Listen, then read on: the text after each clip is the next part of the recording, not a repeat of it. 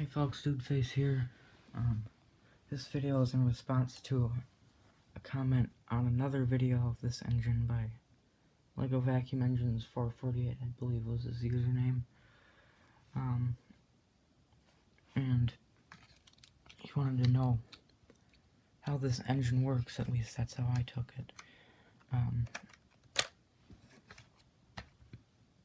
So, this is a double-acting engine. That means the vacuum both moves the cylinder, moves the piston up and down. Both strokes are power strokes. And I just realized, I think, why this engine is all gummed up.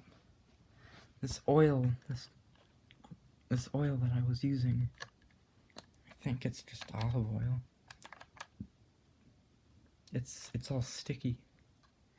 So, you might want to consider that when lubricating your engines. This might be grapeseed oil though, because I might have re-lubricated it with grapeseed oil. Anyway, let's get into how this engine works. Now, it's a lot like a steam engine, with one exception. On a steam engine, the steam would come in through this side of the valve into the ports, and as the valve covers the ports, it exhausts through the valve. This is kind of the other way around, but then again, it is a vacuum, so you got atmospheric pressure coming in and pushing the piston down. The vacuum isn't really pulling the piston down. It's science.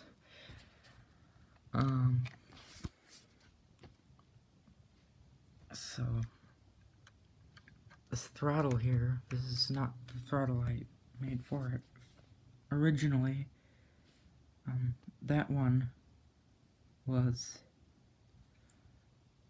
some 1x4 bricks stacked normally with a arch-shaped brick on top, and that had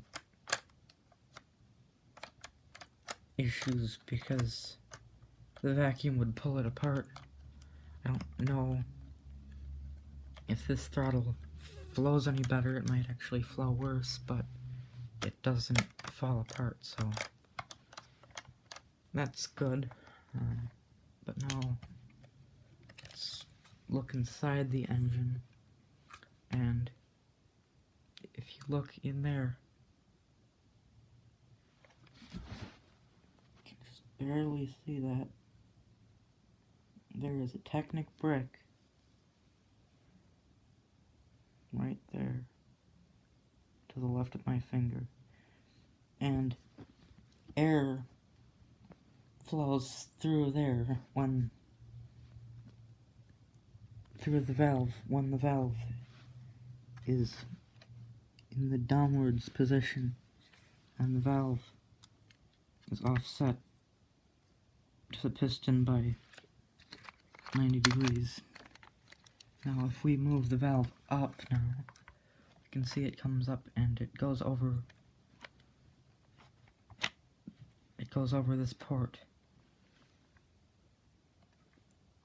And that's gonna pull the piston up. And I realized I should probably show you the valve. This is what the valve looks like. As you can see, I got a lot of hot glue on this. I don't like to hot glue Lego, but it kept coming apart. Every time I hot glued something, it came apart somewhere else. So it's a piston valve. And if you look in here now that the valve is out, you can see the ports. And there's where it exhausts on the bottom. And it's sealed on the bottom. First we have this very unusual 5x6 plate with a hole in it, and then we have this 2x4 Technic plate to seal it off as best as possibly can. It's not going to be perfectly sealed because the axle is an X shape in a round hole, and that is not going to seal perfectly, but it is good enough.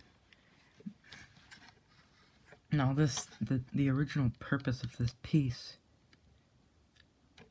in case you wanted to know, this is an older piece that is meant to go with one of these. So this is a variant of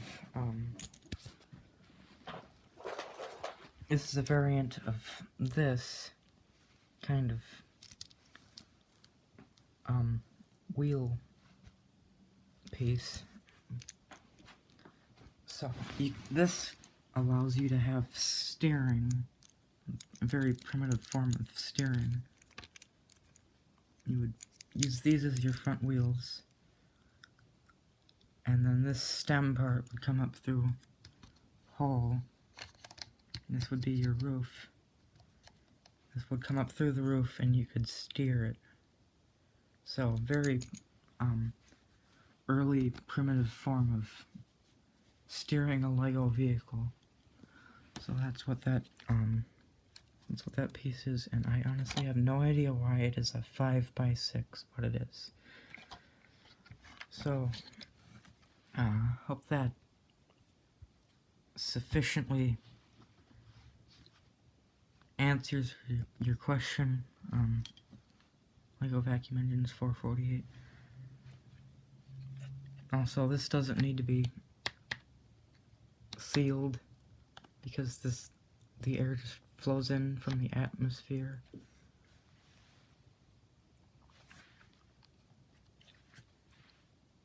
So that's why there are no covers on this, and this way you can see the valve going up and down. I mean, when you think about it, it really isn't all that different from, like, SVS, single acting vacuum engine. Just the, where the vacuum goes on is a little bit separated from the ports, and it's just duplicated on the bottom. So, there you have it. Thanks for watching.